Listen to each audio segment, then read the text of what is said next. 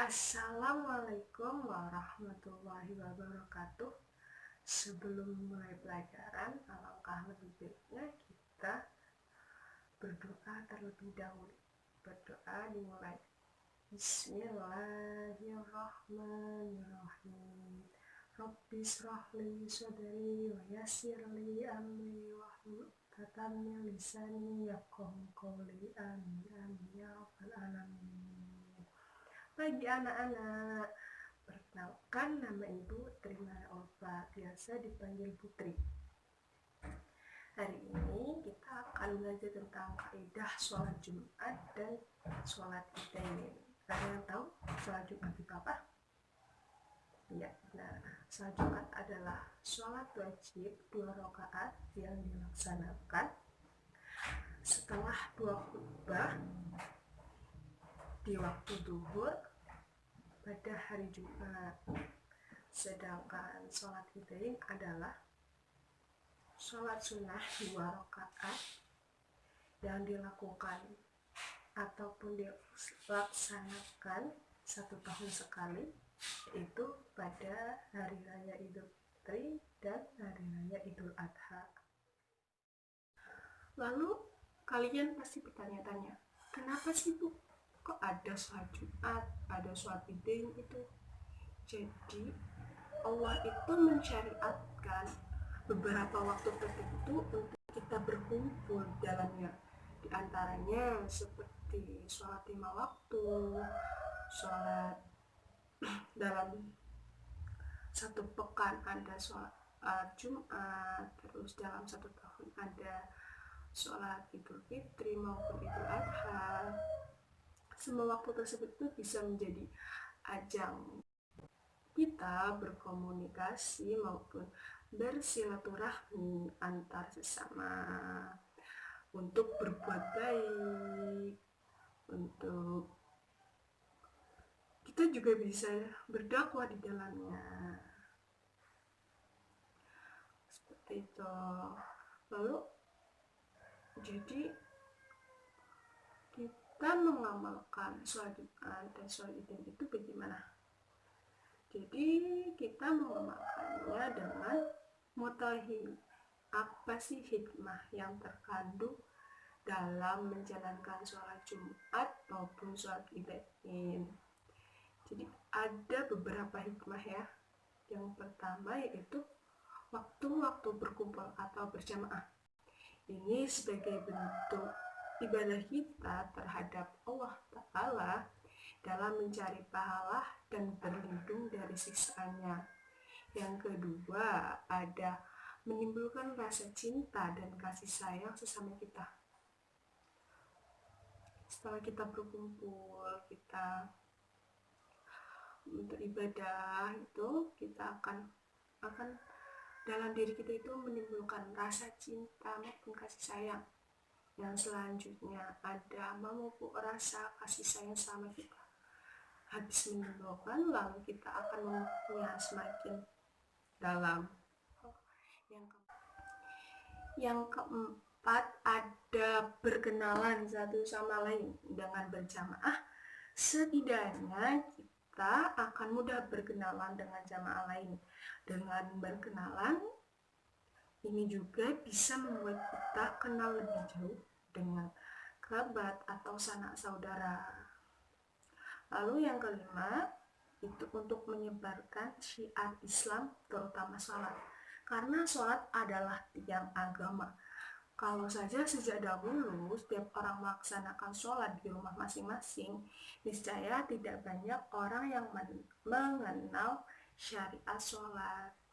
Lalu yang keenam ada menunjukkan wibawa umat Islam, karena ketika sholat Jumat keluar maupun masuk masjid dengan berbondong-bondong menunjukkan persatuan umat Islam yang akan menggetarkan orang-orang kafir dan munafik, sekaligus sebagai pembeda antara umat Islam dengan umat yang lainnya. Yang ketujuh, sebagai pembelajaran bagi orang-orang awam.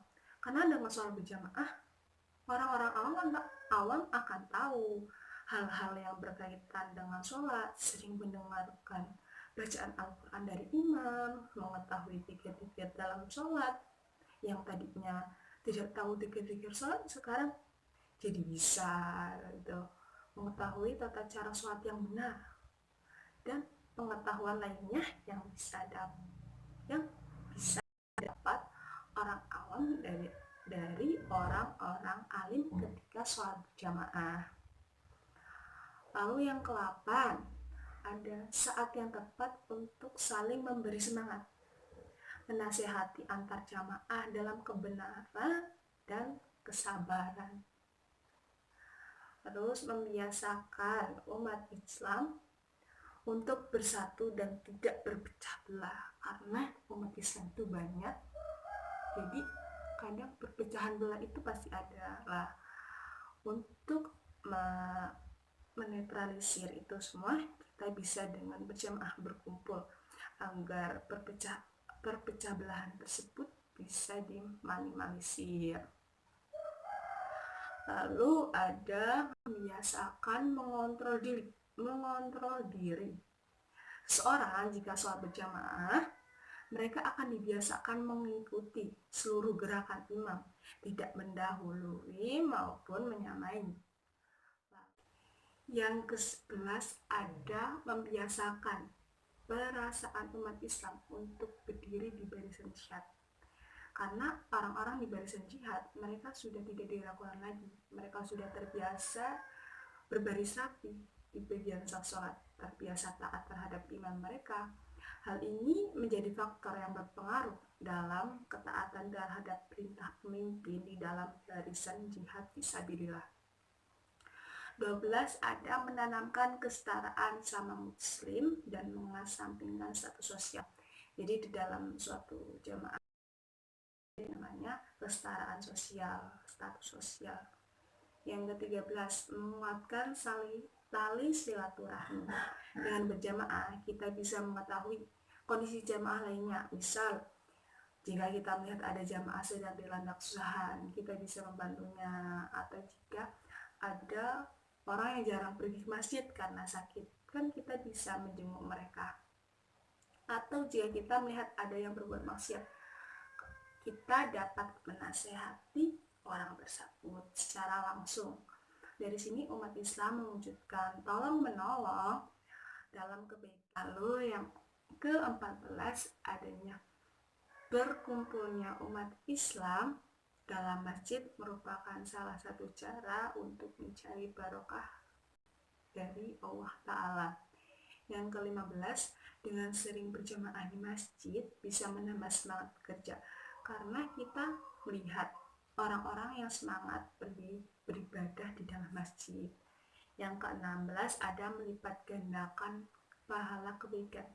Jadi dalam kebaikan itu kita pastinya Allah akan melipat gandakan pahala tersebut dari yang satu kebaikan menjadi 10 kebaikan, atau kita bisa atau lebih ya.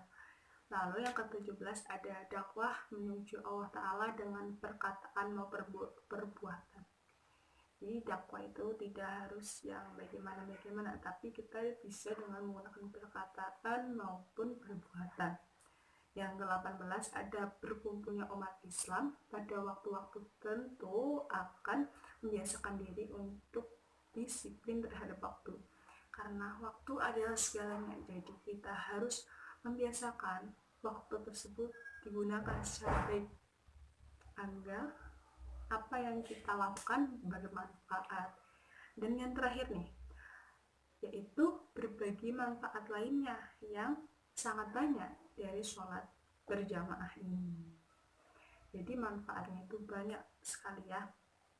Lalu membiasakan sholat Jumat dan sholat Idin. Bagaimana cara kita membiasakan sholat Jumat dan sholat Idin bagi yang cowok-cowok?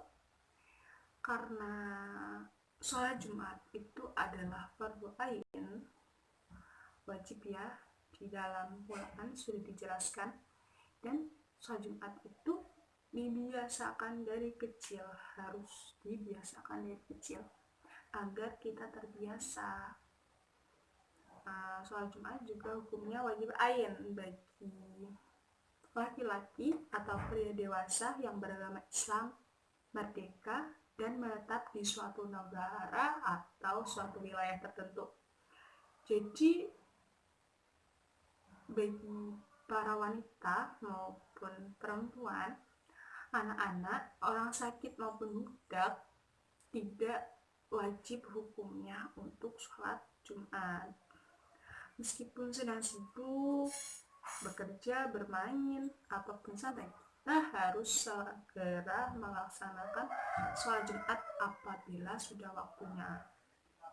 Ibu mau membacakan suatu hadis ya, dari Aus bin Aus. Dia berkata, Rasulullah SAW bersabda, barang siapa mandi pada hari Jumat dan mengeramasi rambutnya, cepat-cepat dan bergegas menuju sholat Jumat, mendekat, diam, dan mendengarkan, maka dengan setiap langkah yang diayunkannya, baginya serupa dengan pahala selama 1 tahun puasa dan sholat sunnahnya. Hadis riwayat At-Tirmidzi. Jadi hadis tersebut itu sangat memotivasi ya. Lalu bagaimana Bu? Manfaat dari sholat Jumat itu sendiri itu apa? Jadi yang pertama adalah sebagai simbol persatuan sesama umat Islam dengan berkumpul bersama, beribadah bersama dengan barisan shaf yang rapat dan rapi. Yang kedua ada untuk menunjukkan bahwa tidak ada perbedaan antara sama manusia.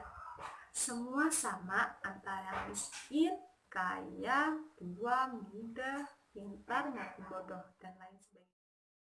Yang ketiga, menurut hadis, doa yang kita panjatkan kepada Allah Subhanahu wa Ta'ala akan dikabulkan. Yang terakhir ada sebagai syariat Islam. Wah, ternyata tuntutan Islam tentang sholat id maupun sholat Jumat itu bermakna dan berfaedah sekali.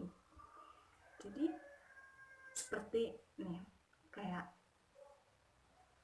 sholat id itu memiliki makna yang besar dan faedah, karena untuk terbangunnya negara dunia ini, seperti kita setelah sebulan penuh umat Islam berpuasa, kan itu pasti terasa dong pedihnya penderitaan kelaparan. Jadi kalian semua tahu, jadi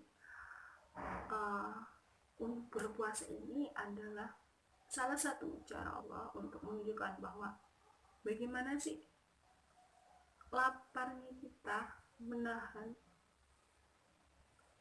Bagi kaum fakir miskin pasti ada timbul kasihan, oh ternyata kayak gini, terus kita peduli dengan pemberian zakat dan sedekah. Setelah berkumpul bersama, bersyukur, bersujud dalam sholat id, salat dapat menciptakan keharmonisan antar sesama, menghangatkan hubungan yang tadinya membeku sehingga cair kembali, dapat menyelesaikan kesulitan serta masalah saudara-saudara kita. Begitu juga dengan sholat Jumat, mengandung makna dan maksud yang besar, yaitu harus menjalin persatuan dan kesatuan. Satu minggu sekali kita harus bertemu, berkumpul, dan bersilaturahmi di hari yang berkah untuk bersyukur dan berdoa kepada Allah Subhanahu wa Ta'ala, di samping untuk mendapatkan bimbingan dan nasihat hidup yang lebih tinggi takwanya. Itu adalah beberapa kaidah sholat Jumat maupun sholat id yang dapat Ibu sampaikan. Jadi kalian pasti sudah pada tahu kan apa sih bedanya sholat Jumat dan sholat id? Ya benar, sholat id yaitu sholat yang dilakukan sebelum 2 khutbah, sedangkan sholat Jumat adalah sholat yang dilakukan setelah 2 khutbah. Seperti itu anak-anak. Jadi kita jadi tahu kan bagaimana sih, apa sih hikmah sholat Jumat maupun sholat Id, apa yang dapat kita ambil di dalamnya. Jadi itulah pembelajaran dari ibu. Semoga bermanfaat bagi kita semua, karena ilmu itu harus dicari, karena ilmu itu harus dicari dari anak-anak sampai lanjut. Jadi ilmu itu tidak ada batasnya. Sekian dari ibu, terima kasih. Kurang dan lebihnya mohon maaf ya, karena ibu juga masih belajar di sini.